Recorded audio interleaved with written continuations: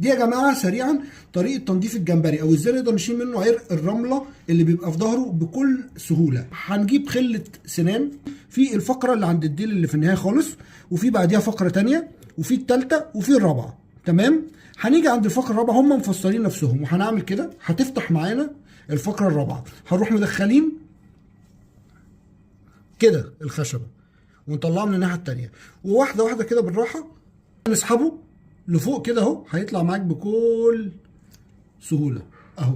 ده الفضلات بتاعه الجمبري اهي كده، الجمبري معاك زي الفل. طبعا انت بقى الجمبري بعد كده بتغسله، ما بيبقاش فيه اي حاجه. عايز بقى تقشره، عايز تعمله باتر فلاي تفتحه، دي بعد كده بقى بتاعتك.